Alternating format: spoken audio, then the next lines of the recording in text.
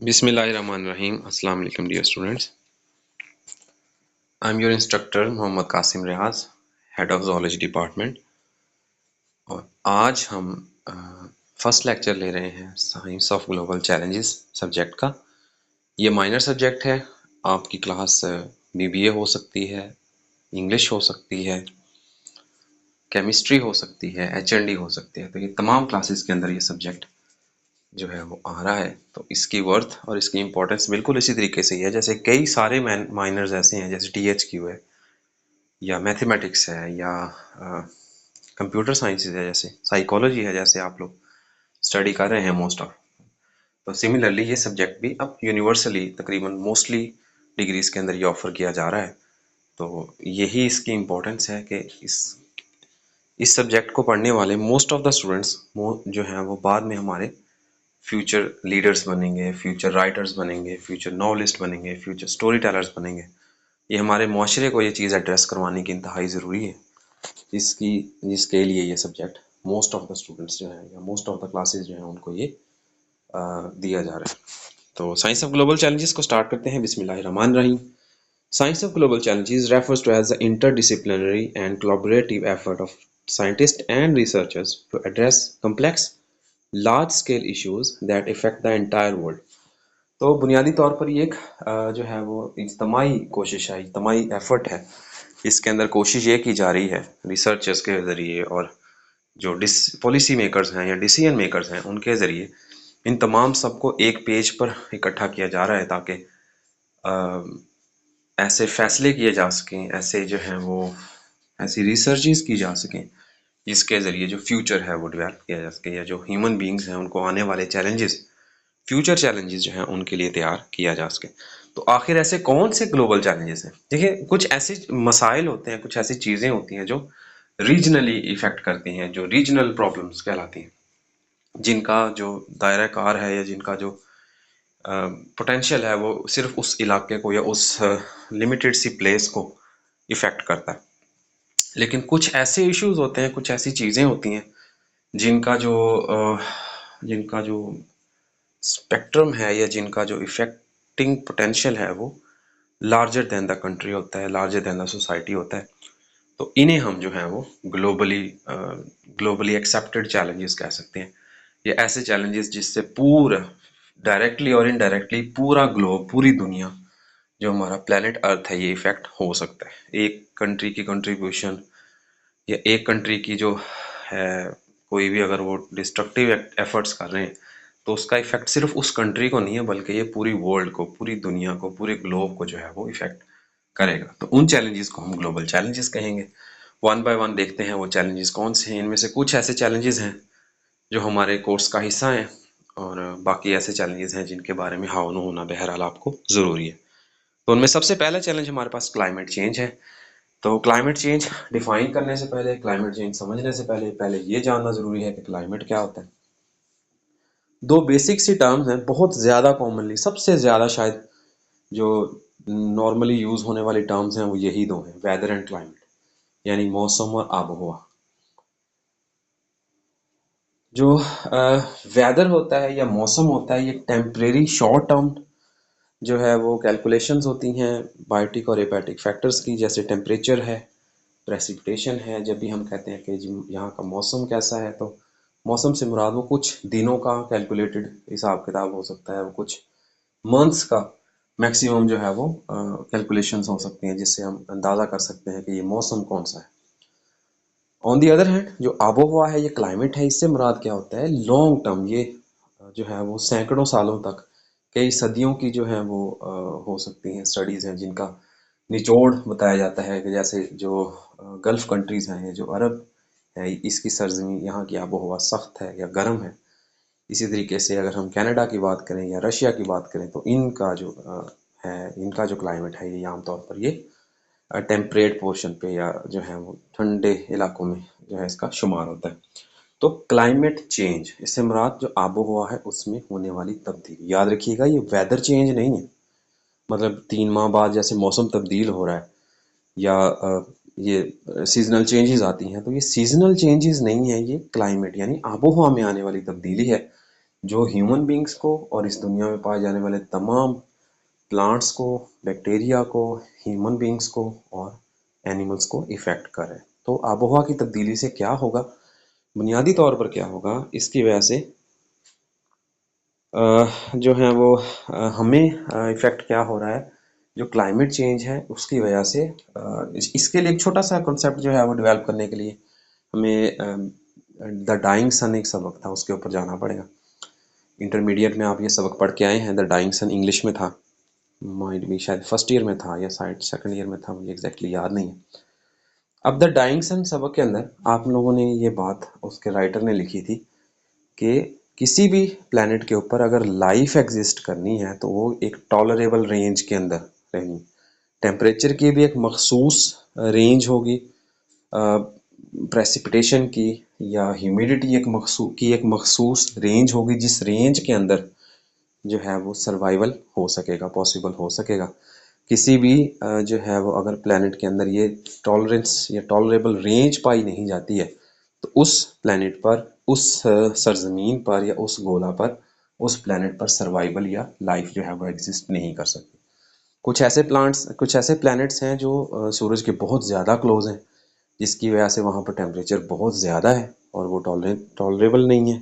और कुछ प्लैनेट्स जो हैं वो बहुत ज़्यादा जो हैं वो दूर हैं सूरज से, जिसकी वजह से उन पे ठंड बहुत ज़्यादा है, वो फ्रीजिंग जो है वो टेम्परेचर पे मौजूद है, जिसकी वजह से वहाँ पर भी लाइफ नहीं पाई जाती। तो क्लाइमेट चेंज से बुनियादी तौर पर क्या होगा, जो टॉलरेंस रेंज है ऑर्गेनिजम्स की, चाहे वो एनिमल्स हों, चाहे वो प्लांट्स हों, चाहे वो बैक्टीरिया हों, तो उनकी जो टॉलरेंस रेंज है वो लिमिटेड होती जाएगी।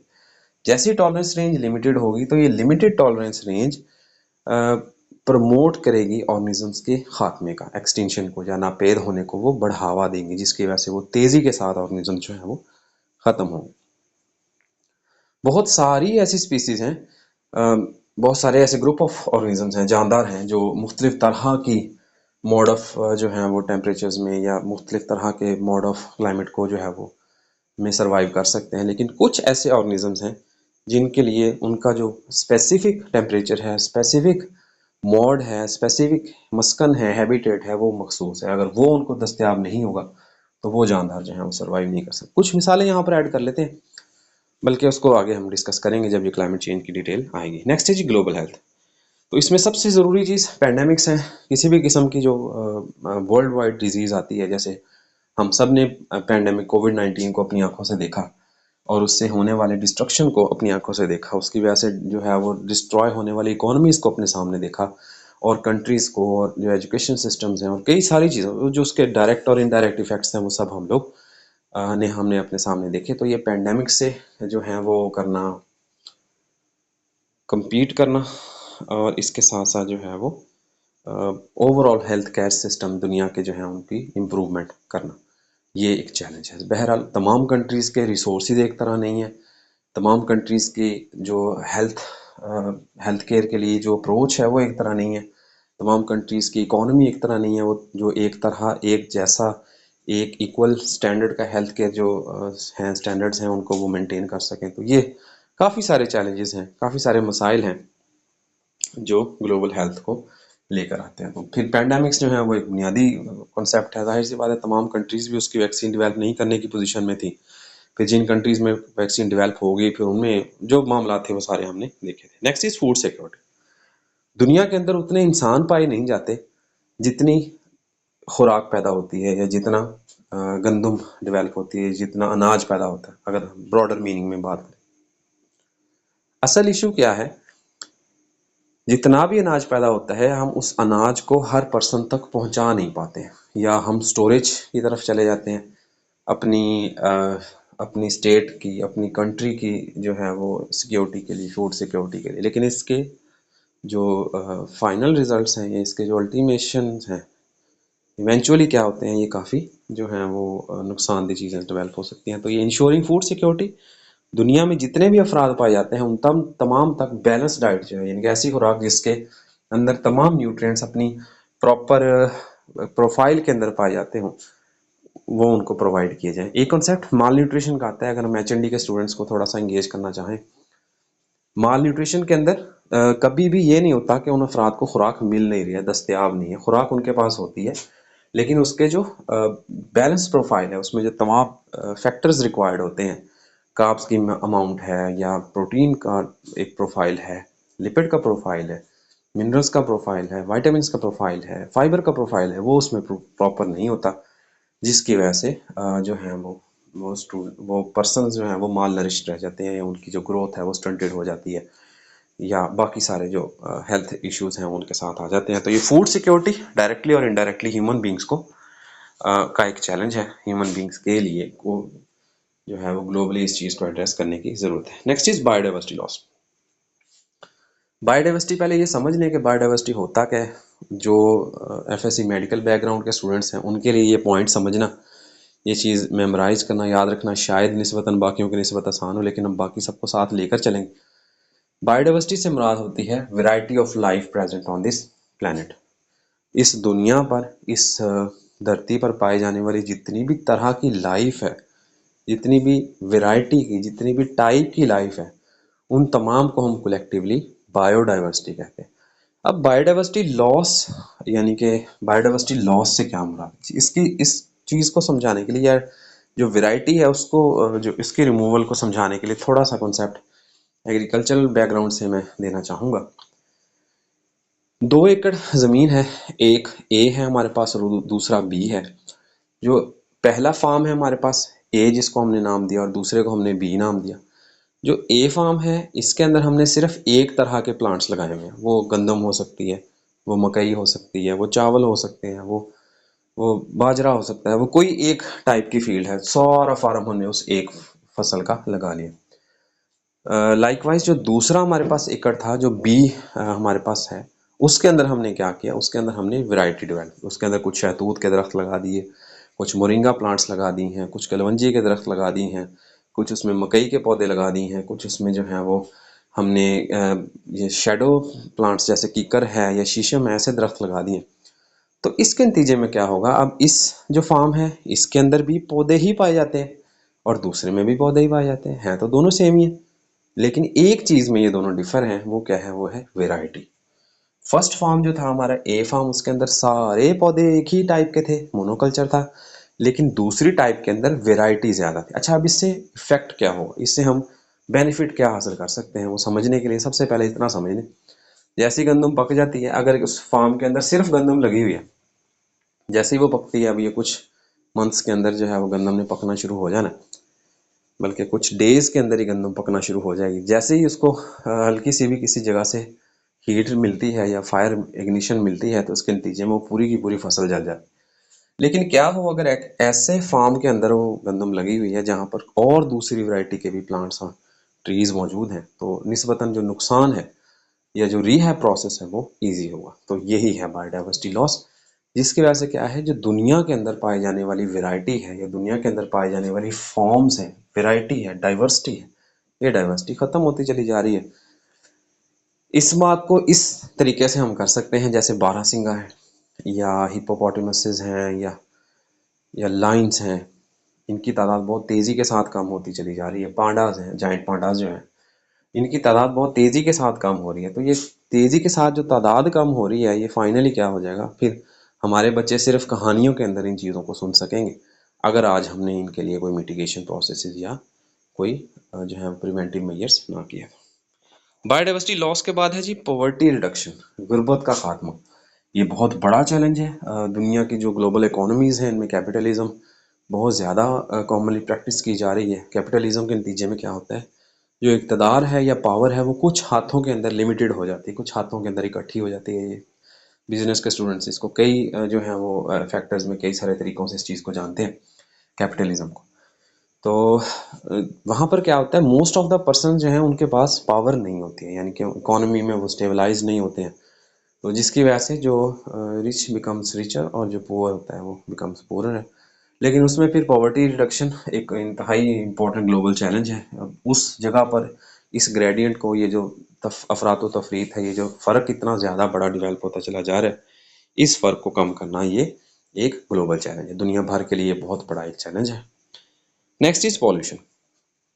पॉल्यूशन या आलूदगी, ये कई सारे फैक्टर्स में कई सारी बुक्स के अंदर, जनरल साइंस के अंदर भी आप लोग पढ़ के आए होंगे। तो पोल्यूशन जो है बुनियादी तौर पर ये एक प्रोसेस है जिसके अंदर किसी भी जो नेचुरली अकरिंग बॉडी है, चाहे वो वाटर बॉडी है, पानी है या हवा है या नॉर्मल इन्वायरमेंट है, तो उसमें आने वाली बिगाड़ को हम लोग पोल्यूशन कहते हैं। और जो चीज़ ये बिगाड़ पैदा करती है उसे हम पॉल्यूटेंट कहते हैं या आलूदकार कहते हैं। नेक्स्ट, तो इसमें जो हमारा चैलेंज है पोल्यूशन के लिहाज से, ये जो वेस्ट है और हार्मफुल एमिशंस हैं उनको कम करना है। उसके लिए कई सारी जो है मिटिगेशंस हैं, वो मिटिगेशंस आगे आ रहे हैं, तो फिर उनको वहाँ पर हम डिस्कस करेंगे। यहाँ पर है जी साइबर सिक्योरिटी। साइबर सिक्योरिटी, अच्छा, इस पॉइंट से, इस चीज़ से बहुत सारे हमारे स्टूडेंट्स जो हैं वाकिफ़ होंगे कि साइबर सिक्योरिटी क्या होती है। देखिए, जितना भी इस वक्त डाटा मौजूद है वो सारे का सारा किसी ना किसी फॉर्म में, सॉफ्ट फॉर्म में हमने उसको स्टोर किया हुआ है। क्योंकि हार्ड फॉर्म में जो चीज़ें हम स्टोर करते थे, चाहे वो डॉक्यूमेंटेड फॉर्म के अंदर थी, बुकलेट की फॉर्म के अंदर थी या हार्ड ड्राइव्स के फॉर्म के अंदर थी, वो वियर एंड टियर, जो टाइम का वियर एंड टियर है, वक्त के साथ जो उसमें होने वाली खुर्द बर्द है या तबाही है, उसका वो शिकार हो जाते थे।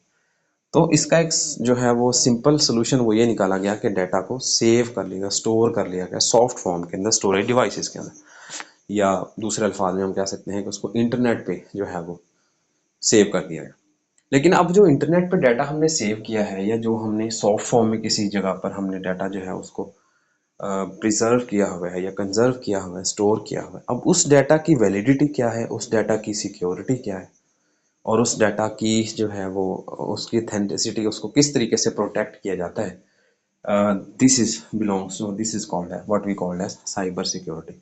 जब भी साइबर वॉर किसी भी कंट्री पे इम्पोज होती है तो उसके नतीजे में उसका जो डाटा है उसको लीक कर लिया जाता है, उस डाटा को वहाँ से जो है वो एक्सट्रैक्ट कर लिया जाता है। जैसे ही पिछले साल जब इंडिया पाकिस्तान की जंग जो है वो लगी थी, बुनियान मरसूस ऑपरेशन, बुनियान मरसूस से पहले इंडिया की साइबर जो वॉर, साइबर अटैक्स जो पाकिस्तान पे उन्होंने किए हैं, जिसके रिजल्ट के तौर पर आईयूबी का नाम जो है वो सुर्खियों में आया था। बहुत सारे न्यूज़ चैनल्स ने ये कहा था कि आईयूबी जितने स्टूडेंट्स पढ़ रहे हैं उन तमाम का डाटा जो है वो हैक कर लिया गया।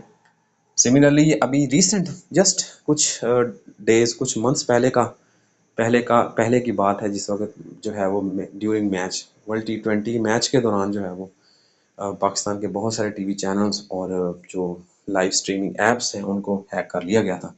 तो ये साइबर सिक्योरिटी के छोटे छोटे एस्पेक्ट्स हैं जिनको यहाँ पर डिस्कस किया गया है। इसके साथ साथ बहुत सारे जो हैं इसके वो नेगेटिव इम्पैक्ट्स हैं, जिनमें सिक्योरिटी ब्रीच है, प्राइवेसी ब्रीच है। मिसाल के तौर पर किसी भी घर में अगर CCTV cameras, close circuit cameras लगे हुए हैं, तो ये कैमरास सबसे पहली लाइन ऑफ डिफेंस है जो घर को सिक्योर करने के लिए। आम अल्फाज में हम लोग सीसीटीवी लगाते ही इसलिए हैं ताकि घर हमारा जो है वो स्टोर सिक्योर रहे फ्रॉम थ्रेट और थ्रेट्स, चोरी वगैरह से हमारा घर जो है वो सेफ रहे। लेकिन ये जो कैमरास हमने लगाए हुए हैं ये ऑलरेडी क्योंकि वाईफाई से कनेक्टेड होते हैं, तो they can be easily hacked, उनको बड़ी आसानी से हैक की जा सकती है। जितनी हैकिंग है ये सारी की सारी साइबर सिक्योरिटी आती है। तो ये दुनिया में जो डाटा है उसकी उसकी सिक्योरिटी, ये एक बहुत बड़ा चैलेंज है और इसको एथिकली जो है वो भी नहीं कंसिडर किया जाता। कई बार ऐसे होता है कि साइबर सिक्योरिटी में जो है वो रिटेलिएशन के लिए, यानी कि जवाबी कार्रवाई के तौर पर भी साइबर अटैक्स किए जाते हैं। तो ये एक ग्लोबल चैलेंज है, दुनिया भर में इस चीज़ को डिस्करेज किया जाता है, लेकिन इसको मॉडर्न डेज में, नोवा डेज, इसको एज अ वॉर वेपन भी यूज़ किया जाता है रिटेलिएशंस के लिए। तो डाटा की प्रोटेक्शन है और उसको साइबर थ्रेट से जो है वो बचाना, ये एक बहुत बड़ा बहरहाल चैलेंज है। सबसे पहले हम बात करें क्लाइमेट चेंज की। तो ये बुनियादी तौर पर लॉन्ग टर्म जो चेंजेस आ रहे हैं, शिफ्ट्स आ रहे हैं दुनिया के क्लाइमेट के अंदर, ये हमारे क्लाइमेट चेंज कहलाते हैं। इसकी वजह से उसमें जो सबसे पहला और सबसे पाइवटल पॉइंट है जिसके ऊपर पूरे का पूरा मुकदमा है क्लाइमेट चेंज का, वो खड़ा है, वो है राइज इन टेम्परेचर। अब समझने वाली बात यह है कि दुनिया में जो दुनिया का टेम्परेचर है वो बढ़ता कैसे चला जा रहा है, दुनिया का टेम्परेचर बढ़ किस वजह से रहा है। तो ये 2-3 पॉइंट्स हैं, इजीली इन चीज़ों को आप अंडरस्टैंड कर लेंगे अगर थोड़ी सी तवज्जो के साथ बैठे। तो इसमें सबसे पहला पॉइंट जो है वो क्या है, वो है ग्लोबल वार्मिंग। ग्लोबल वार्मिंग या ग्लोबल टेम्परेचर राइज किस वजह से हो रहा है, तो इसमें हमें ये देखना होगा कि पिछले कुछ सालों के अंदर, पिछले 200-250 साल से पहले की अगर बात करें, इनिशियली अगर देखें तो ह्यूमन बींग्स जो हैं दे आर हंटर्स, और वो अपनी जो है वो खुराक को एनिमल्स को हंट करके हासिल करते होते थे, या प्लांट्स वगैरह से जो फ्रूट हासिल होते थे या जो क्रॉप्स हासिल होती थी उनसे खुराक हासिल करते थे। लेकिन आज से 200-250 साल पहले क्या हुआ, जैसे इंडस्ट्रियल रेवोल्यूशन आया, तो इस इंडस्ट्रियल रेवोल्यूशन के रिजल्ट के तौर पर क्या हुआ, दुनिया ने जो है वो मास प्रोडक्शन चीज़ों की शुरू की, फैक्ट्रीज जो है वो डेवलप कर ली। अब ये फैक्ट्रीज के डेवलप करने से क्या हुआ, या इससे भी अगर थोड़ा सा हम रिसेंटली बात करें, तो जब ऑटोमोबाइल इंजन्स डेवलप हुए, तो ये इंजन्स जो फॉसिल फ्यूल्स पे, पेट्रोल पे, डीजल पे, इन पे रन करते हैं, तो ये जो जो है वो फॉसिल फ्यूल्स पे रनिंग इंजन्स हैं, इन इंजन से डेवलप होती, इनमें होता है कंबशन प्रोसेस के नतीजे में जो फॉसिल फ्यूल्स हैं उनमें मौजूद कार्बन और हाइड्रोजन बॉन्ड्स टूट जाते थे। ऑक्सीजन की लिमिटेड या कंप्लीट अवेलेबिलिटी की वजह से वो बर्न आउट हो जाते थे, जिसके नतीजे में कार्बन मोनोऑक्साइड और कार्बन डाइऑक्साइड डेवलप हो जाते। यही कार्बन मोनोऑक्साइड और कार्बन डाइऑक्साइड एटमॉस्फेयर में शामिल हो जाते थे। जिस वक्त ह्यूमन बींग्स की आबादी कम थी, तो उस वक्त ये जो रिलीज ऑफ फॉसिल फ्यूल्स का ग्लोबल कार्बन एमिशंस हैं ये भी कम थे। लेकिन जैसे मास इंडस्ट्रीज जो हैं वो बड़े बड़े मेगा स्ट्रक्चर्स डेवलप होना शुरू हुए, तो ये मेगा स्ट्रक्चर्स क्या करें हैं, अमाउंट ऑफ जो कार्बन एमिशन है उसमें रैपिड इंक्रीज करें। अब जितनी कार्बन डाइऑक्साइड हवा में ज़्यादा ऐड होगी, बुनियादी तौर पर क्या होता है, जो ह्यूमन बींग्स हैं, अब इस चीज़ को एक और एंगल से देखते हैं। ह्यूमन बींग्स जब सांस लेते हैं तो वो भी अपने सांस को, जब हम एक्सहेल करते हैं, हवा बाहर निकालते हैं, तो हम कार्बन डाइऑक्साइड रिलीज करते हैं। लेकिन जितनी हम कार्बन डाइऑक्साइड रिलीज करते हैं, या जितने एनिमल्स कार्बन डाइऑक्साइड रिलीज करते हैं, वो पौधे उसको कंज्यूम कर लेते हैं और वो फोटोसिंथेसिस के जरिए उस कार्बन डाइऑक्साइड को यूज करके जो है वो अपनी खुराक बना लेते हैं और ऑक्सीजन रिलीज कर देते हैं, जो ऑक्सीजन हम इस्तेमाल करते हैं। तो नेचुरल सिस्टम्स के अंदर एक बैलेंस पाया जाता है, जो इन दोनों जो है एस्पेक्ट्स को, कार्बन डाइऑक्साइड की और ऑक्सीजन की जो कंसंट्रेशंस हैं, उनको ये बैलेंस रखता है। अगर एटमॉस्फेयर की बात करें, तो जो नाइट्रोजन है, मॉलिक्यूलर नाइट्रोजन N2, उसकी मिकदार 78.9% है। ऑक्सीजन की बात करें तो वो 21% है, हवा के अंदर पाई जाती है। और कार्बन डाइऑक्साइड की बात करें तो 0.03 टू 0.04% पाई जाती है। ह्यूमन एक्टिविटीज़ की वजह से ये जो कार्बन डाइऑक्साइड है, इसकी मिकदार बढ़ती चली जा रही है। जैसे ही कार्बन डाइऑक्साइड की मिकदार बढ़ती चली जा रही है, तो ये एक्स्ट्रा रिफ्लेक्शन प्रोसेस जो है वो ऐड कर रहे हैं, जिसकी वजह से जो सूरज की रोशनी है, ये ज़मीन की सरफेस पे आ तो रही है डायरेक्टली, लेकिन यहाँ से वो वापस नहीं जा पा रही है। एनर्जी क्या हो रही है, बार बार जो सनलाइट है, ये सोलर रेडिएशन है, ये रिफ्लेक्ट हो रही है। जितनी ज़्यादा बार सोलर रेडिएशन रिफ्लेक्ट होगी, तो उसके नतीजे में उतनी ज़्यादा एनर्जी जो है वो इस सिस्टम को दे के जाएंगे, जिसकी वजह से यहाँ पर टेम्परेचर राइज हो रहा है। तो ये टेम्परेचर राइज है सबसे पहले नंबर पे, ग्लोबल वार्मिंग जिसको हम लोग कहते हैं। दूसरा पॉइंट जो है वो ओजोन डिप्लीशन है, ये भी क्लाइमेट चेंज का बहुत बड़ा बाइस है। और तीसरा जो है वो है, ये दो जो है बुनियादी हैं। इसके अलावा बाकी सारी मामला जो है इनके, जैसे एसिड रेन्स वगैरह हैं या बाकी चीज़ें, वो सारी इनसे इनके जो है वो प्रिलिमिनरी इफेक्ट्स के तौर पर या सेकेंडरी इफेक्ट्स के तौर पर लिए जाते हैं। तो इनमें काजी में सबसे पहले नंबर पे है green house gas emissions. Green house gases ये ऐसी गैसेस हैं जिनका जो हमारे एटमॉस्फेयर में पाई जाती हैं। ये गैसेस क्या करती हैं, जिनमें जैसे बर्निंग फॉसिल फ्यूल्स हैं, कोयला है या ऑयल है या नेचुरल गैस है, सीएनजी वगैरह है, जब भी ये बर्न आउट होते हैं, तो इनके नतीजे में, जलने के नतीजे में कार्बन डाइऑक्साइड डेवलप होती है और दूसरी ग्रीन हाउस गैसेज डेवलप होती है। जैसे कि मैंने पहले कहा, जिस वक्त ह्यूमन बींग्स जो है इनिशियली जो है वो बर्निंग प्रोसेस सीखा, तो उस वक्त कार्बन डाइऑक्साइड इतनी ज़्यादा डेवलप नहीं होती। लेकिन जैसे मास डेवलपमेंट ऑफ फायर और इंडस्ट्रियलाइजेशन हुआ, जिसके नतीजे में बहुत ज़्यादा कार्बन डाइऑक्साइड ऐड हो रही है, और ये कार्बन डाइऑक्साइड बहुत ज़्यादा नुकसान पहुंचा रही है। सेकंड प्रोसेस है, अब जो कार्बन डाइऑक्साइड डेवलप हो रही थी, उस कार्बन डाइऑक्साइड को जो ट्रीज मौजूद थे इस एरिया के अंदर ज़मीन पर, वो ट्रीज इस कार्बन डाइऑक्साइड को एब्जॉर्ब करें। लेकिन अब हम क्या कर रहे हैं, हमें एरिया चाहिए एग्रीकल्चर प्रोसेस के लिए, इंडस्ट्रीज लगाने के लिए, या टाउनशिप के लिए, अर्बनाइजेशन के लिए, शहरी फैलाव के नतीजे में हमें इलाका चाहिए, ज़मीन चाहिए। तो इस ये ज़मीन हासिल करने के लिए फिर सबसे आसान तरीका क्या है कि हम जंगलात की कटाई कर लें।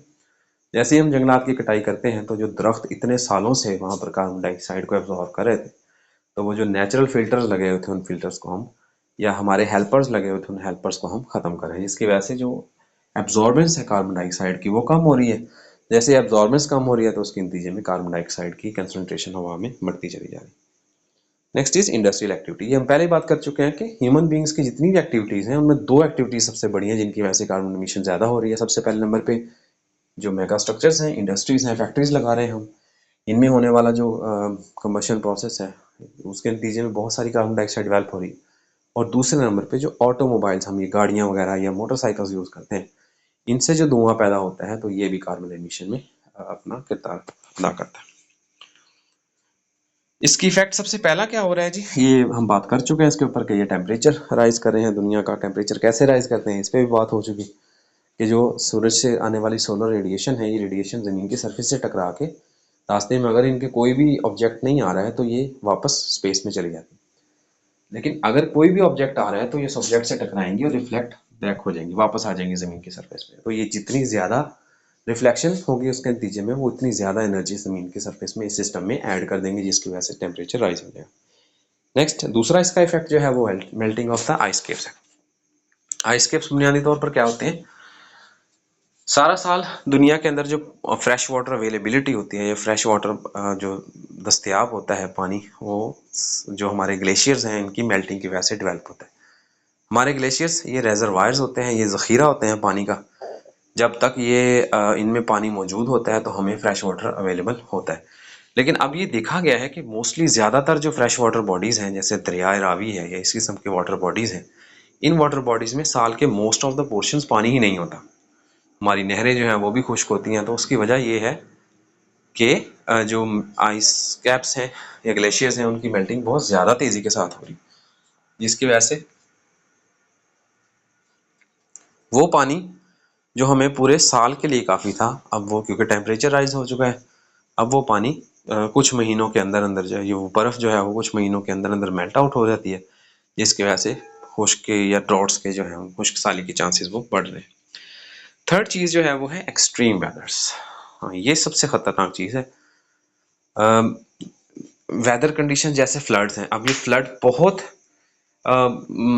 ऐसे समझ लें कि बहुत कम थे। आज से अगर हम 20 साल 25 साल पीछे जाएं तो जो फ्लड्स हैं वो सिर्फ हमने बुक्स के अंदर या सिविल डिफेंस की जो बुक्स होती थी उनके अंदर पढ़े थे। लेकिन अब ये बहुत फ्रीक्वेंट हो चुके हैं, बहुत कॉमनली सुनामी है। इसके अलावा हमारे जो फ्लड ये मानसून के नतीजे में आते हैं, और अब तो ये बहुत ज़्यादा कॉमन हो चुके हैं। तकरीबन हर साल, हर 2 साल बाद, 3 साल बाद जो है वो फ्लड्स ये आ रहे हैं। तो ये एक्सट्रीम वेदर इवेंट्स हैं। इसके साथ साथ जो हमारे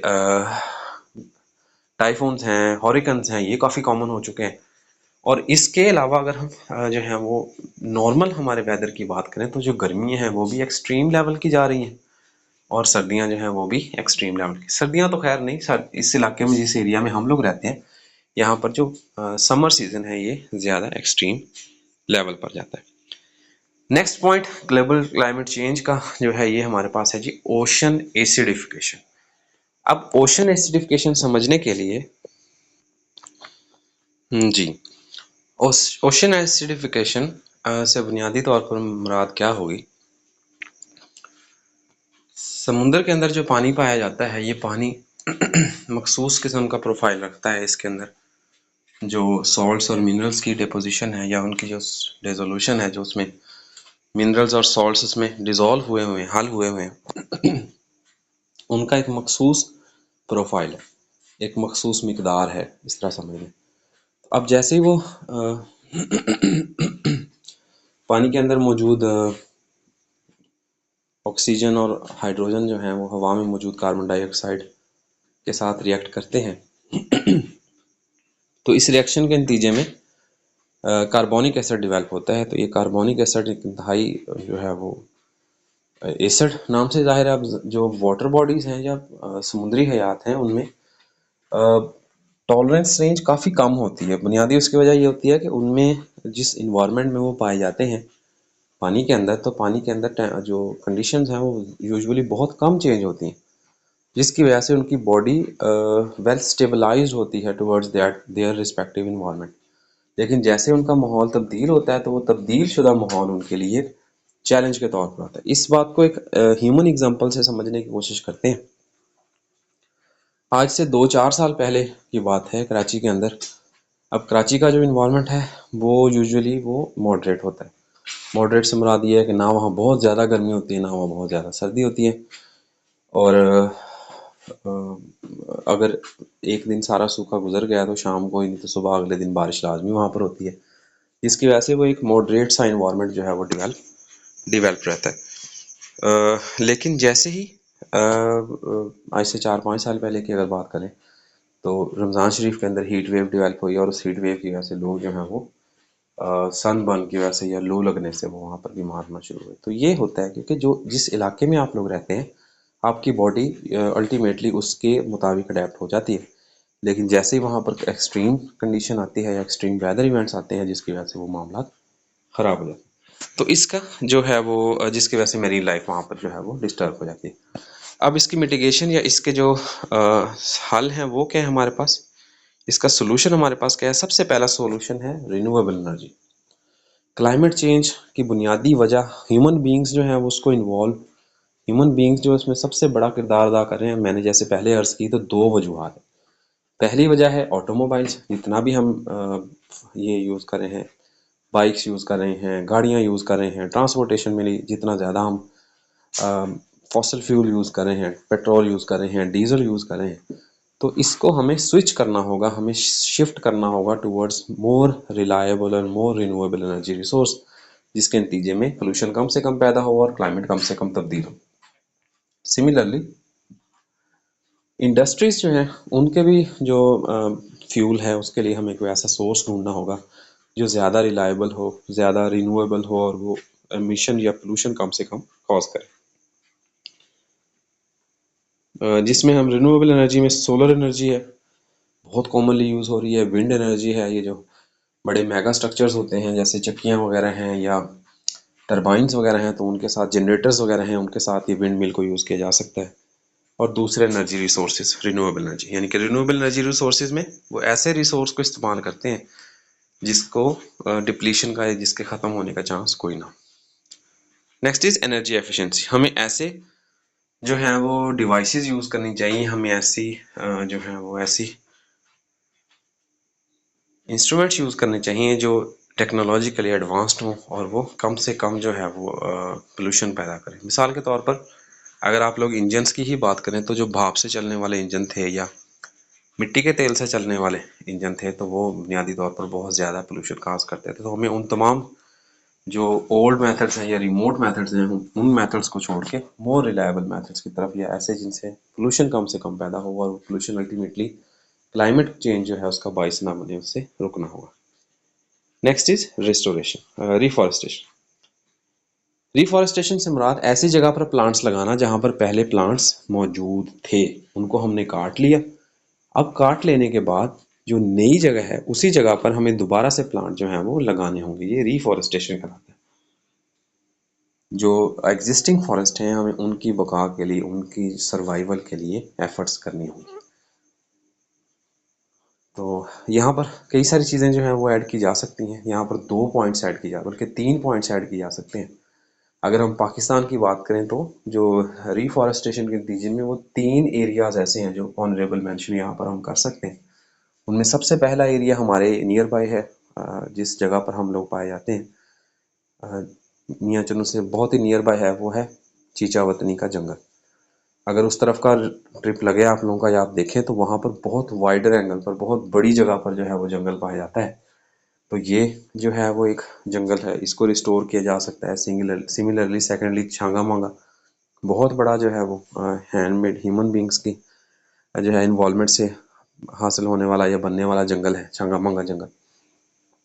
और थर्डली जो है इसमें हम जो सबसे रिसेंटली जो रेवोल्यूशनल पॉइंट था वो हम ऐड करेंगे। केपी गवर्नमेंट ने यहाँ पर एक इनिशियल स्टेप लिया था, इनिशिएटिव लिया था जिसको मिलियन ट्री सुनामी कहा गया था, जिसको ग्लोबली रिकॉग्नाइज किया गया दुनिया भर में, जिसकी पजीराई हुई, जिसको जो है वो एक्सेप्ट किया गया, रिकॉग्नाइज किया गया कि वाकई ये जो ग्लोबल डिजास्टर्स हैं या ग्लोबल क्लाइमेट चेंज है उसकी मिटिगेशन के लिए एक इम्पॉर्टेंट किरदार है।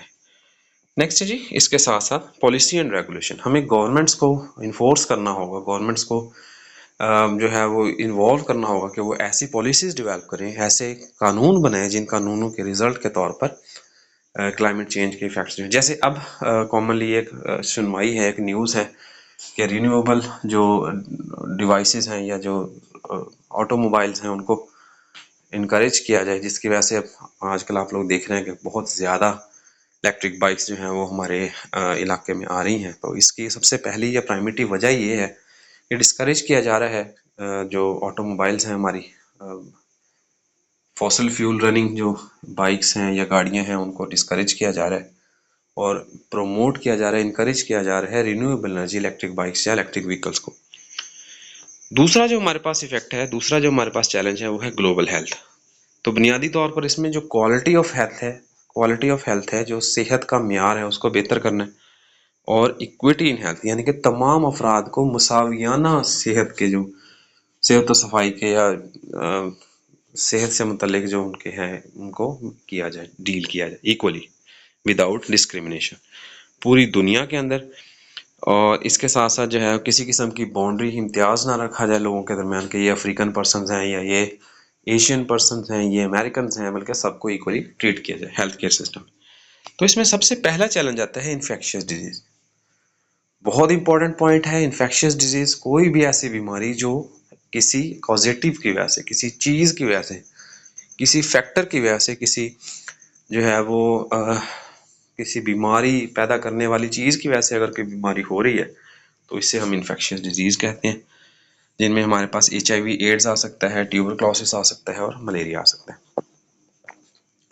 सेकेंड है जी नॉन कम्युनिकेबल डिजीज़, ऐसी बीमारियां जो पर्सन टू पर्सन मुंतकिल नहीं होती हैं, गैर मुतादी बीमारियां इनको हम कहते हैं, जिनमें बुनियादी तौर पर हार्ट डिजीज़ है। अच्छा, इसके लिए सबसे पहले हमें कम्प्लीटली ये स्टडी करना पड़ेगा कि हार्ट डिजीज़ बुनियादी तौर पर होती क्यों है और उनकी मिटिगेशन या उनके जो सोल्यूशन है वो क्या है, हम किस तरीके से हार्ट डिजीज़, हार्ट फेलियर से या हार्ट कार्डियक अरेस्ट से बच सकते हैं। सेकेंडली डायबिटीज़ है और कैंसर वगैरह। नेक्स्ट इज पैंडेमिक्स, तो ग्लोबल आउटब्रेक्स हैं उनसे हमें किस तरीके से निपटना होगा, ये एक हमारे लिए बहरहाल बहुत बड़ा चैलेंज है। जैसे दोबारा ऐसा क्या करें हम कोविड-19 जैसी सिचुएशन में दोबारा ना फंस सकें, तो ये बहरहाल एक बहुत बड़ा चैलेंज है। नेक्स्ट है जी हेल्थ सिस्टम, हमें जो हेल्थ केयर इंफ्रास्ट्रक्चर्स हैं डेवलपिंग कंट्रीज स्पेसिफिकली, उनके अंदर हेल्थ केयर इंफ्रास्ट्रक्चर्स को बेहतर करना पड़ेगा। अगर हम इन हेल्थ केयर इंफ्रास्ट्रक्चर्स को बेहतर नहीं करेंगे इन कंट्रीज के अंदर तो अल्टीमेटली वो हमें हमारा जो ग्लोबल हेल्थ का कॉन्सेप्ट है, ये इक्विटी इन हेल्थ का कॉन्सेप्ट है, इसको हम अटेन नहीं कर सकें। नेक्स्ट है जी हमारे पास हेल्थ सिस्टम, ये हम बात कर चुके हैं। नेक्स्ट है जी एक्सेस टू मेडिसिन, किसी भी डिस्क्रिमिनेशन के बगैर जो मेडिसिन है वो जितनी भी एक्सपेंसिव हो लेकिन हर पर्सन की वो एक्सेस में हो, ये एक इंश्योरिटी है ग्लोबल हेल्थ के लिए, एक बहुत बड़ा बहरहाल ये चैलेंज है। नेक्स्ट है जी सैनिटेशन एंड क्लीन वाटर, सबसे पहले सेहत और सफाई का, सफाई सुथराई का ख्याल पूरी दुनिया के लिए इक्वली जो है वो ये अपॉर्चुनिटीज़ डेवलप करना एक बहुत बड़ा चैलेंज है। और सेकेंडली क्लीन वाटर, ये जो है वो क्लीन वाटर ये बहुत बड़ा चैलेंज है। अभी ईरान और इसराइल वॉर की अगर हम बात करें तो इसमें भी बहुत बड़ा जो है वो, जैसे अभी पिछले दिनों अटैक्स हो रहे हैं तो इन अटैक्स में डीसैलिनेशन प्लांट नाम का या पानी के ज़खायर के बारे में आपने सुना होगा खबरों में कि जी डीसैलिनेशन प्लांट जो है उसको उन्होंने हिट किया है। डीसैलिनेशन प्लांट बुनियादी तौर पर क्या होता है, समुद्री जिन इलाकों के अंदर जो ज़मीनी पानी है वो काबिल इस्तेमाल नहीं होता या आरओ प्लांट के ज़रिए भी जहाँ पर पानी क्लियरली नहीं डेवलप हो पाता तो वहाँ पर डीसैलिनेशन प्लांट लगाए जाते हैं। डीसैलिनेशन प्लांट्स क्या करते हैं, ये समुद्री पानी में से सॉल्ट सारे के सारे जो हैं वो रिमूव कर लेते हैं और उस पानी को पीने के काबिल बना देते हैं। इसराइल के बारे में ये एक बात, एक पॉइंट किसी जगह पर मैंने सुनी थी कि वहाँ का अगर कोई जो इन्वेडर है, कोई हमलावर उनको ख़त्म ना भी करे तो वहाँ का जो पानी है वो पानी उनको ख़त्म कर दे। अब क्लीन वाटर बुनियादी तौर पर कितनी इंतहाई ज़रूरी चीज़ है, इससे इसकी चीज़ का आप अंदाज़ा गवादर से लगा सकते हैं। बहुत साल से ये जो इलाका है ये ख़रीद कर डेवलपमेंट के प्रोसेस में है, चाइना की इन्वेस्टमेंट ग्वादर पे बहुत ज़्यादा है, लेकिन अब तक उस शहर को आप बसा नहीं पाए, वहाँ पर आबादी नहीं कर पाए हैं। तो उसकी सबसे बड़ी और बुनियादी वजह क्लीन वाटर की डिसअवेलेबिलिटी। जब पानी वहाँ पर अवेलेबल नहीं होगा तो उसकी रिजल्ट में फिर मामला जो है वो ख़राब हो सकते हैं। नेक्स्ट है जी, इसमें सबसे पहले है जी वर्ल्ड हेल्थ ऑर्गेनाइजेशन। जितने भी पैंडेमिक्स होंगे या जितने भी बड़े बड़े ये हेल्थ केयर इंफ्रास्ट्रक्चर पे लगने वाले हैं या इसके अलावा बाकी मामला हैं, उनमें फंड रेजिंग के लिए वर्ल्ड हेल्थ ऑर्गेनाइजेशन सामने आएगी। डेवलपिंग कंट्रीज़ के अंदर बहुत सारे जो इनिशिएटिव्स होते हैं या बहुत सारे जो एस्पेक्ट्स होते हैं उनके अंदर वर्ल्ड हेल्थ ऑर्गेनाइजेशन अपना किरदार अदा करती है। इसके अलावा NGOs, नॉन गवर्नमेंटल ऑर्गेनाइजेशन, ये वो तमाम इदारे होते हैं जिनको गवर्नमेंट किसी किस्म की इंफ्रा जो है वो एड फ्राहम नहीं करती है, ना नो प्रॉफिट नो लॉस पे ये काम करते हैं, खुद ही फंड रेज करते हैं, खुद ही पेन लेते हैं, खुद ही हेडेक लेते हैं और खुद ही काम जो है वो सरअंजाम देते हैं। किसी भी ये बियॉन्ड बॉर्डर्स भी काम कर सकते हैं, इंटरनेशनल रिकॉग्नाइज भी एनजीओज होती हैं, जैसे world wild life fund for nature है, इसके अलावा IUCN है और बाकी बहुत सारी जो है वो मौजूद है। तो इसी तरीके से नेक्स्ट है जी हमारे पास नेशनल गवर्नमेंट्स। कुछ ऐसे कंट्रीज, बल्कि मोस्ट ऑफ द कंट्रीज जो हैं वो हेल्थ केयर में बहुत ज़्यादा इंटरेस्ट जाहिर करते हैं, और वो अपनी जो इनकी श्योर करते हैं इस बात को कि उनके जो सिटीजन्स हैं, शहरी हैं, उन तमाम को जो है वो state of the art health care facilities वो मिल सके। नेक्स्ट है जी रिसर्च इंस्टीट्यूशंस। ये जो हैं ये कई किस्म की स्टडीज़ डेवलप करते हैं जिसके अंदर से हेल्थ इश्यूज जो हैं वो उनको टैकल किया जा सकता है। ये जो वैक्सीनेशन डेवलप हुई थी कोविड-19 की जो वैक्सीनेशन डेवलप हुई थी, ये कई कंट्रीज़ के साइंटिस्ट जो हैं उनकी एफर्ट की वजह से, इसीलिए मल्टीपल वैक्सीन्स जो हैं वो अवेलेबल हुई थी, क्योंकि कई सारे इंस्टीट्यूट से वैक्सीन डेवलप हो चुकी थी। तो इसमें सबसे पहला जो हेल्थ केयर के लिए जो हम सबसे पहला सोल्यूशन यूज़ कर सकते हैं, that is education and awareness. जब तक आवाम को इस चीज़ की अवेयरनेस नहीं आएगी कि इशू है क्या, तो उस वक्त तक हम इस चीज़ को मिटिगेट नहीं कर सकेंगे। तो इसमें हेल्थी लाइफस्टाइल और जो प्रिवेंटिव केयर्स हैं उनके बारे में हमें बताना होगा। जो बीमारी है उस बीमारी के जो पॉजिटिव्स हैं या उसकी एहतियातें हैं, वो एहतियातें प्रिवेंटिव मेजर्स हैं, वो हमें आवाम तक पहुँचाने होंगे। नेक्स्ट है जी वैक्सीनेशन प्रोग्राम। वैक्सीनेशन प्रोग्राम्स जो हैं उन्हें हमें कॉमन करना होगा। अगर हम ये ख्याल करते हैं कि हमारी जो अवाम है इस दुनिया में पाई जाने वाली तमाम बीमारियों से पाक हो जाए, तो वैक्सीनेशन को आम करना पड़ेगा।